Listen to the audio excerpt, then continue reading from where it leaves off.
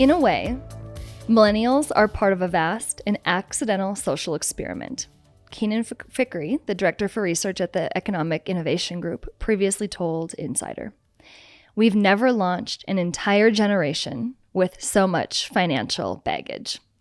With that opening quote, there's a lot there. We are going to focus our conversation today on millennials, which right now fall into the age category 26 to 41, and talk about kind of the ramifications of the Great Recession and kind of where we're headed again into another potentially mini or whatever we want to call it. We don't know, right? Another recession. But there are a lot of issues around, insecurity of financial circumstances. A lot of these millennials are moving into leadership positions within their companies or even within policy, within the government. And I think there's a lot to unpack here with kind of the millennial mindset around finances, around buying a home, around spending, saving, investing. So let's have a chat on it. Woo! Dive on in. Okay. Shout out to all our fellow millennial babies out there. Hey. No, it's kind of a constant topic. I also think pop culture generally forgets what age group millennials are. My husband's a millennial at 41 years old. I don't think that when there's these blatant remarks about millennials being frivolous and irresponsible, that they're considering that my 41-year-old super normal dad of two kids is in that category. In fact, the youngest of millennials are 26. Millennials, I being, we're both millennials. We are. I feel like we're actually this incredible group of people. We, as we've mentioned in other shows, we came of age during the Great Recession. Many of us were just entering the workforce. Those of us on the older side of the millennials, we were in the workforce for some time or just stepping into the workforce when the Great Recession hit. We had so much happen financially at that time when we were still developing and still learning habits. I think in a lot of ways, most of us probably have some really unique codes, mental messaging around money. I'm guessing, unfortunately, a lot of it is about scarcity because that was such a critical time for us to be learning those skills, learning about money, managing what little money we probably were making at the time, or maybe a lot of money, making financial decisions. There were some young or on the older side of millennials, but at the time they were young, maybe buying a house at the height of that before it crashed. I know I have friends who are elder millennials who bought at the height. Who bought at the height, because that's what our generation has been told to do. Well, speaking of codes, when we were young, it was the American dream, right? You grow up, you get a job, you get married, you buy a house, you have 2.2 kids, there's the car in the driveway, the dog in the house, and a white picket fence. And that's the dream. And you build your equity in your home.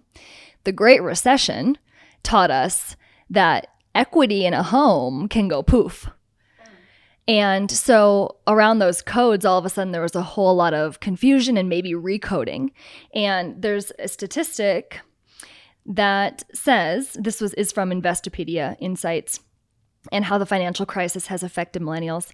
They say the Great Recession has had a lasting effect on millennials, including fewer jobs available, decreased savings, and a reluctance to purchase homes, of course. Not only because we saw equity dissipate overnight, but also home prices right now. Hello. We're still millennials, and I would say Xers.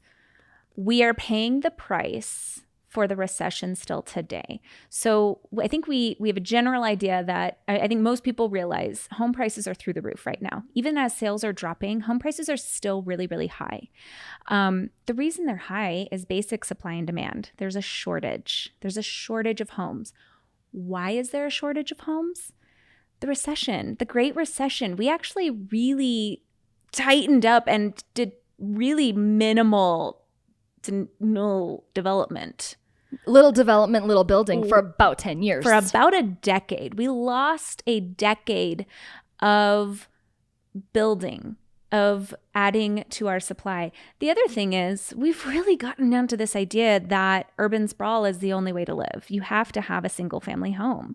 And so I think it's been kind of this consistent messaging combined with continued damage from the Great Recession that's now kind of led us to this point. We still are paying that price. And since many of us either didn't have homes prior to the Great Recession just because of our age, or the time we came of age to purchase a home was at the height of the market and maybe we lost our shorts, and bought, which I do have friends who felt they were so proud they were able to buy that house, and then the housing market crashed.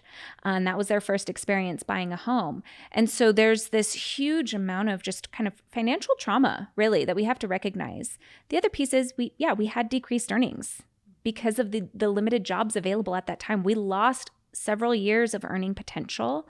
We also have more student loan debt. Yes. Of course, the generations coming up after us, unfortunately, are carrying that trend right on up. But we were really that opening generation of just astronomical saddling on oh debt. My gosh, the student loan debt that generations before us had never seen before. So we really came in during this difficult time. However, just like everything that kind of comes through, trial, I think that's what makes us great. Well, one of the other statistics is that the oldest millennials are heading into their 40s in 2022, which is just hard to say. Millennials are buying homes at a faster rate compared to other generational groups. So in spite of all of the hurdles, in spite of all the coding and recoding and confusion and debt, millennials are still buying homes at a faster rate than other generational groups. So what does this tell us? Millennials are resilient and probably more savvy and more well-equipped than they realize and than others give them credit for. I'd also venture to bet that millennials are savvier buyers, are savvier home buyers because of what we went through. I know in my home purchase, I was very, very, very cautious in my most recent home purchase. I bought the worst house, truly, the lowest possibly priced house per square foot. I love my home, in the best neighborhood. And I made sure I had plenty of equity. I had a decent down payment. That's not the case for everyone. And certainly it's not necessarily the expectation. But I think because I was carrying these kind of lessons that I had learned, that I had watched during the Great Recession, my purchasing decisions are very, very, very different. And I think very calculated because we rode through that. Your decisions, in other words, might be very well informed by past, that didn't turn out the way I was told it was going to turn out. Right. And I think still at the end of the day, so millennials have this kind of, it's kind of a joke, I think, of older generations of how we still live at home with our parents. That I don't. I don't either. Just want to make that really clear. I did for a long time, and I actually moved back in with my parents for a time in between homes. Not in your 30s, though. In my 30s. Okay. I did. I moved back in I was in between my houses. That's okay. Yeah. That's true. You did. I did. Yeah. I did know that. And I was able to, buy my house, which was great.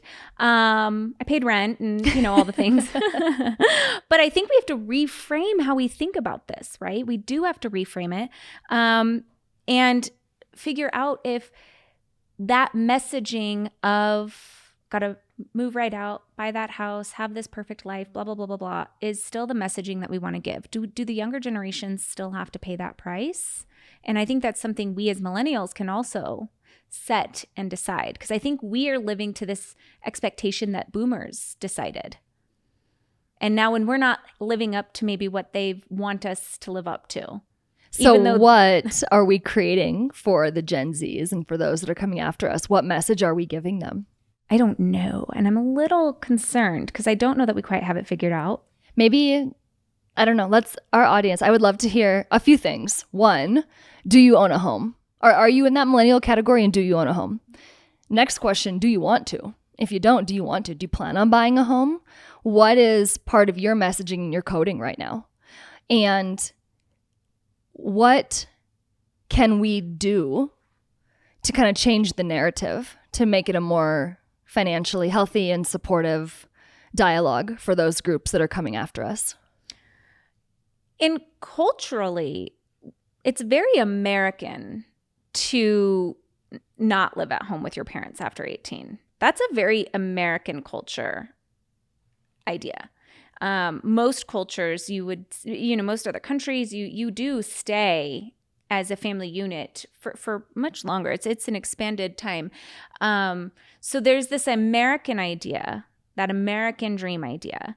And we saw kind of what the American dream idea did leading to the Great Recession. And that was a pretty big punishment, right? And I'm not saying it was the American dream that led to that punishment, but the way that was structured, and if you haven't seen The Big Short, that's a great movie that explains what did happen, what led to that crash. That movie is really easy to digest for pretty much any knowledge level. It's great. But I think there's room for us to grow and expand. We're seeing this increase in multi-generational housing coming about in the US. That's a very new concept for the US. It's not for other countries, but multi-gen housing is definitely on the rise. And they're seeing this need not only for younger adults to stay at home maybe a little bit longer while they're dealing with this massive student loan debt and trying to somehow save at the same time for a home and build up their career, but also older generations as they no longer can necessarily care for a huge home themselves. Moving mom and dad back into your house. Yeah. Yep. So, I mean, there is this big push for multi-generational housing, which I think could be a huge part of that solution. Perhaps just encouraging flexibility in mindsets around homeownership. Maybe homeownership is the right decision for you. Okay. Then what does that ideal home for you look like? Maybe it doesn't need to be the biggest, the newest, the whatever. Maybe some flexibility around what type of home is right for you. And maybe some flexibility around whether homeownership is even the path you want to go. Maybe there are other options. Maybe you want roommates. Maybe you want to stay in your family unit. Maybe you want to explore other living arrangements or travel, whatever. And perhaps just inviting flexibility and dialogue around, really, there's a lot of different options for living environments, living situations. It doesn't need to be turn X years old, go get a house. And get the most perfect pimped out house. I think that's and roommates are... Loves a pimped out. Pimp my house. So I love that. And I think that's super true. And I think changing the expectation too. It used to be that you could buy a home on a single income and you'd have the white picket fence house. The home I grew up in, my dad bought, I looked it up. He bought it in 94 for I think $180,000. It's a great house. It's like exactly what you would imagine. Corner house, little white picket fence, cute little lawn. It was a great house. My dad was a decent income earner. He was able to buy that on a single income. It was a very normal block to grow up on, kind of that traditional, you'd see it in a sitcom, I'm sure. Today, that exact same house, I actually looked it up. Its comps are in the $800,000 range. So I was in 94.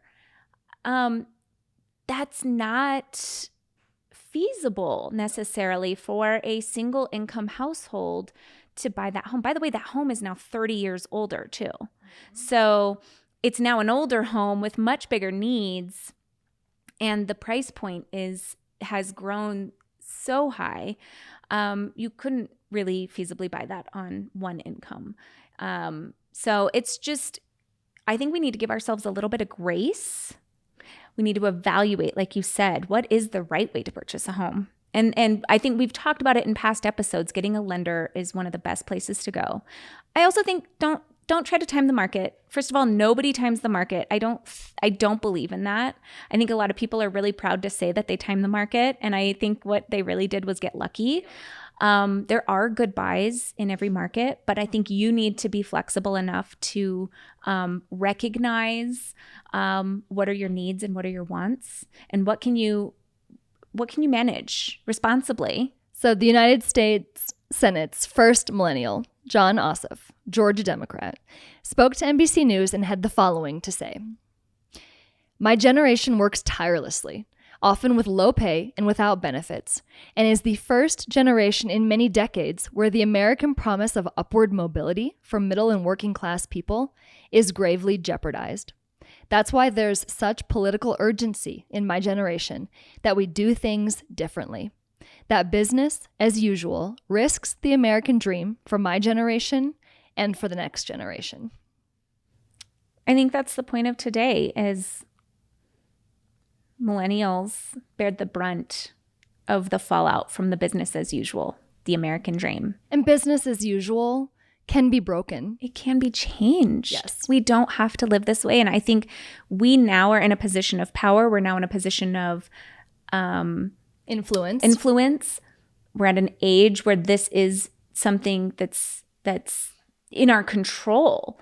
We owe it to our younger generations. I don't want it to be, well, we went through it, so they get to go through it. Well, we had crippling student loan debt and astronomically high, prices for first-time homes. They get to go through it too.